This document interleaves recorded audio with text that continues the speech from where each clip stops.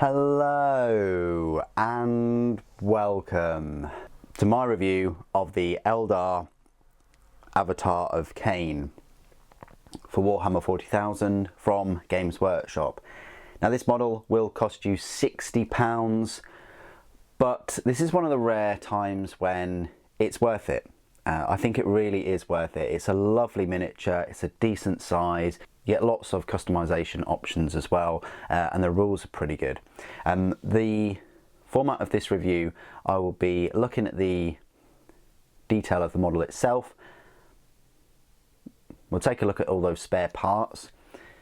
We'll go through some size comparisons, including with like a 1990s metal avatar, which would be quite rare. And then I'll be going through all of the rules from the 9th edition Aeldari Codex. So the set comprises of 53 plastic components. The box that it comes in is quite slim. If you just type in Avatar of Khaine into the internet, you'll find my unboxing. So it is a one sprue kit. So yes, that means that you are paying £60 for one sprue.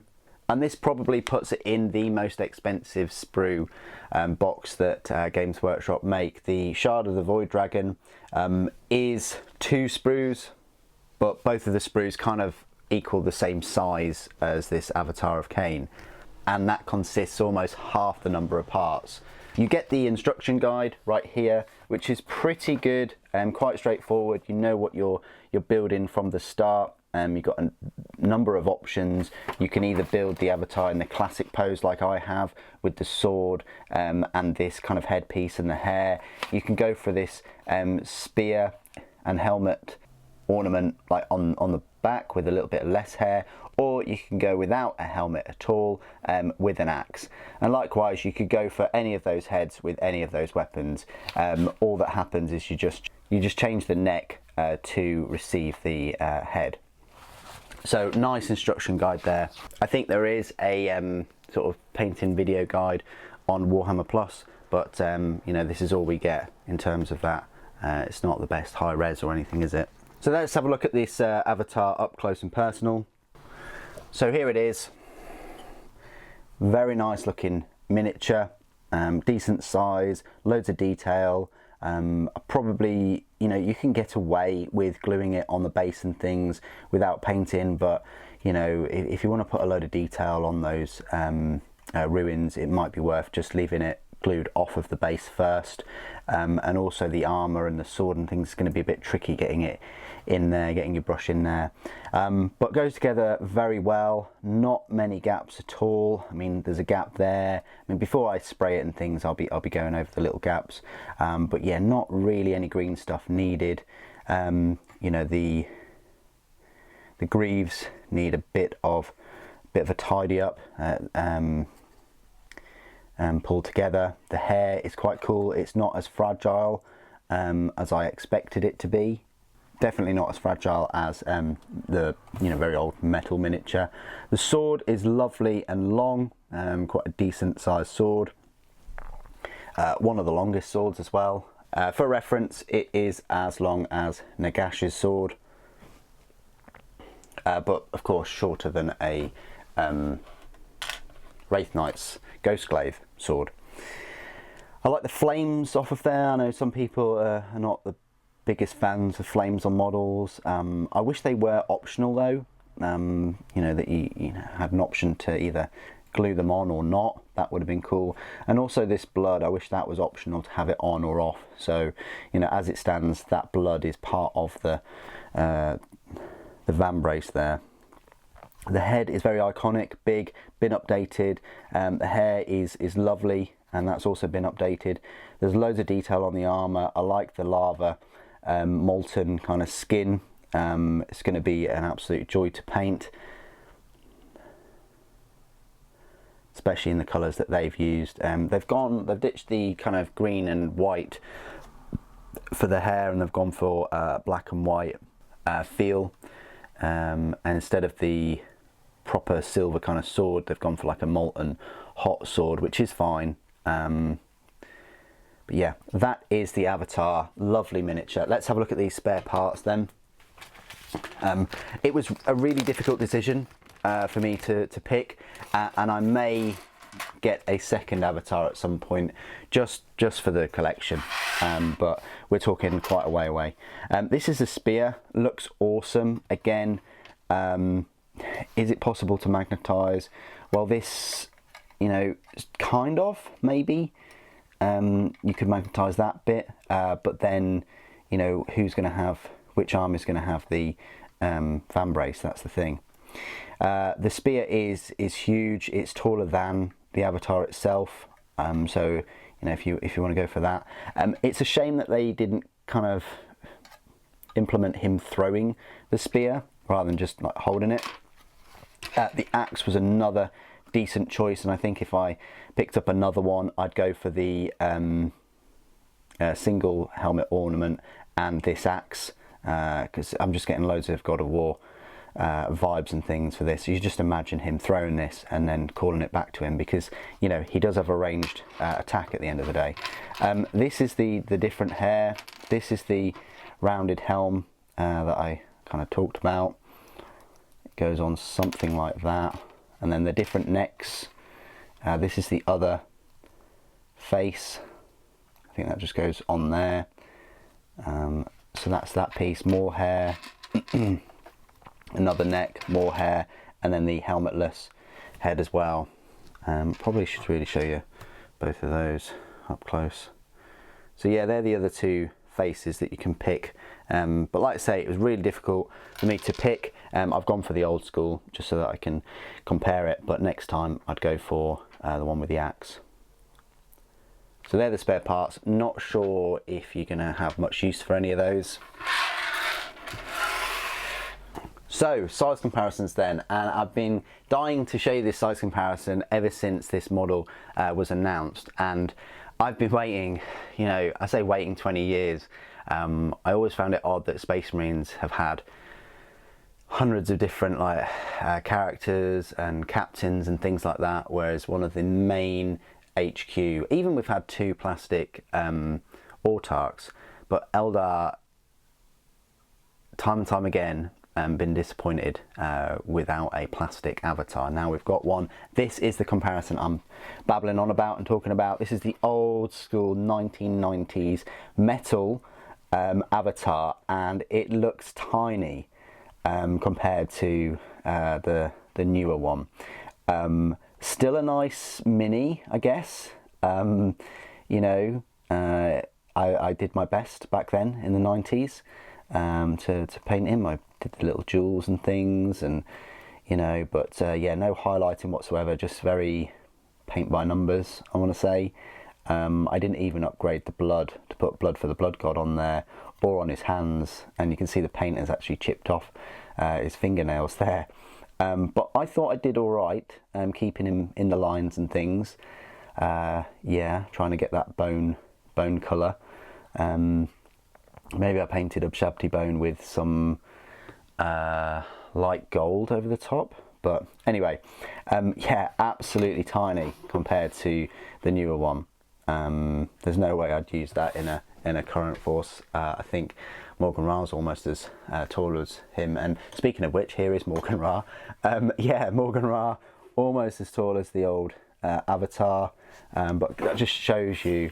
Yeah, I mean, obviously he's on a tactical webway gate rock thing, but that gives you an idea of just how big Morgan Ra is compared to the new avatar.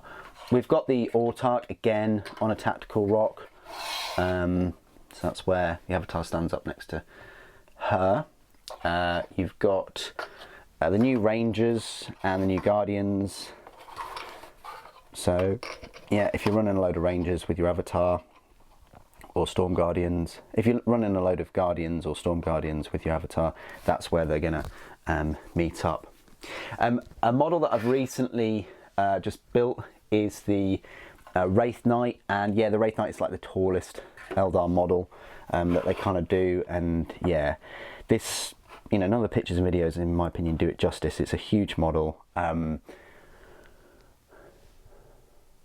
similar size to an Imperial Knight, and probably a little bit taller, and it's just fantastic. You've got to have at least one or two of these in your collection. I'm definitely going to pick up another one quite soon. But yeah,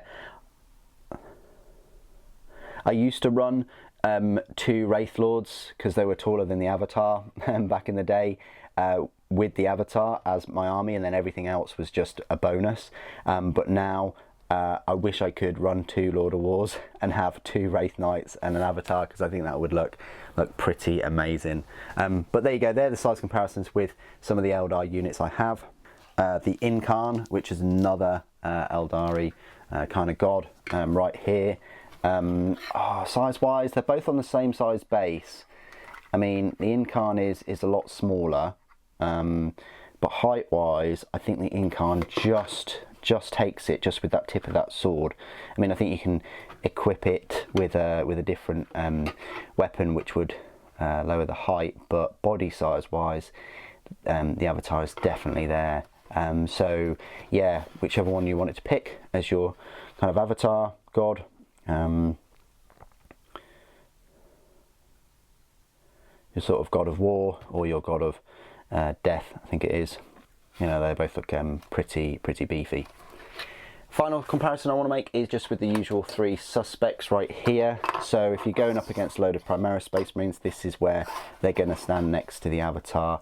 The Avatar is going to be skewering a few of these Space Marines with that sword still, even though they are Primaris size, which yeah, if you've ever played Dawn of War before, you'll know that's usually what happens. And I think it, you know, the size fits very well. Yes, he's on a bit of a tactical rock, I guess.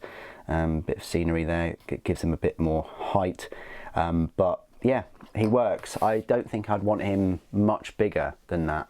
You know, he's a decent sized miniature. So that's where he stands up next to Space Marines. Okay, so the final part of this review will be my review of the rules. And as I mentioned before, you can find its rules in your brand new 9th edition codex at the very start of all the data sheets. Pride and place at the front, the Avatar of Khaine. It is a power points cost of a 14, so pretty much double the power points cost of any of the Phoenix Lords, and a points cost of 270 points per model. So quite pricey. I'm not sure he was that pricey before, but yeah, 270 points, quite a decent chunk there. Now, even though he's a character, he is a monster, and therefore the number of wounds that he has remaining reflects the rest of his data sheet. So he starts off with 14 wounds, and if he has 8 or more remaining, his movement speed is 10 inches, weapon skill 2+, ballistic skill 2+, strength is 7, toughness 8, 7 attacks, leadership 10, and a save of 2+. Between 4 and 7 wounds, his movement drops to 9 inches, and ballistic skill drops to 3+, and attacks drop to 6. And between 1 and 3 wounds, his movement drops to 8 inches, ballistic skill drops to 4+, and attacks drop to 5. So not too bad, you know, he's getting slightly less attacks and a bit slower, and his ranged ability is getting worse as he's taking those wounds. But that's still quite strong, even when he's on 1 wound, to be able to move 8 inches and have a 50-50 chance of hitting anything and still have those 5 attacks. He's equipped with the Wailing Doom, and I guess the Wailing Doom takes its form in either a spear, an axe, a sword, or probably anything else that you might want to custom make for him.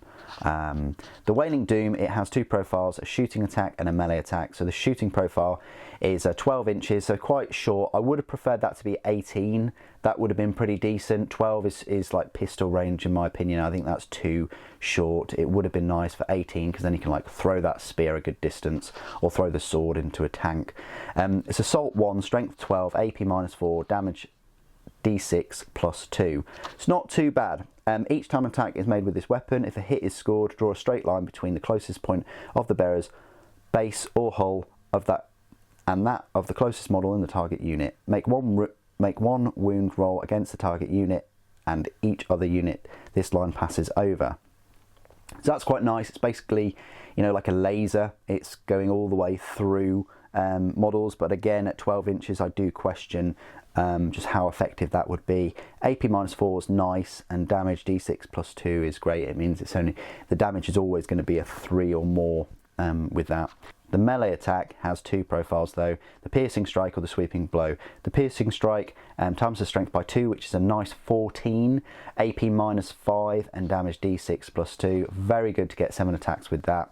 The sweeping blow is the strength of the user, which is still 7, AP -2, so not so good, damage 2, and you make 2 hit rolls instead of 1. That's quite good against hordes and things. It means you're going to be pushing out 14 strength 7 AP -2 attacks with a damage of 2. Still nice to mop up like even units of like 10 to 15, maybe 20 at a push.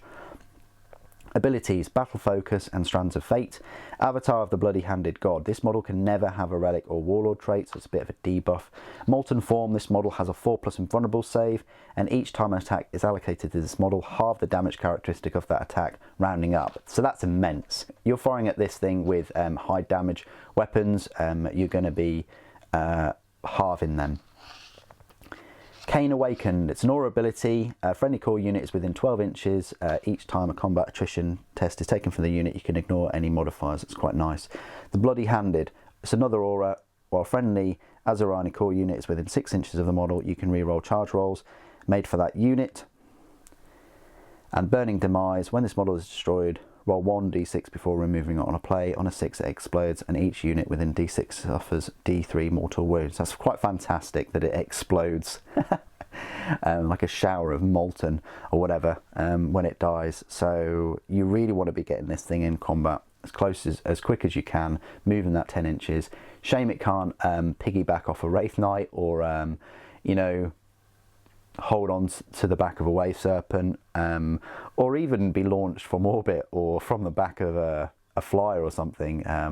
You know, it's going to have to trudge its way to an enemy, and if you're going up against another fast force that is an Eldar or a ranged force that will try and shoot it down, it's going to be a bit tricky. But it's toughness 8, it's save of 2+, and it's halving the damage, and Invulnerable save is going to help it out. Also the 14 wounds. Keywords: Aeldari, Aeldari, character, monster, demon, avatar of Khaine. So there we go. That is my review of the Avatar of Khaine. I think it's fantastic. I think the new rules really do strengthen it. I've always liked picking an avatar and running it with 2 Wraith Lords, just as like its bodyguard or their bodyguard, I don't know. But now it's even more possible. And I know usually that's not kind of the way I guess for Eldar to be played, but I like to play them that way rather than having like Far Season Warlocks skipping about on bikes and things. But what do you guys think of the new Avatar of Khaine? Please do put your thoughts and opinions down in the comments below. It'd be great to hear from you. Thank you ever so much for joining me today. Thank you for watching. The Avatar Protects.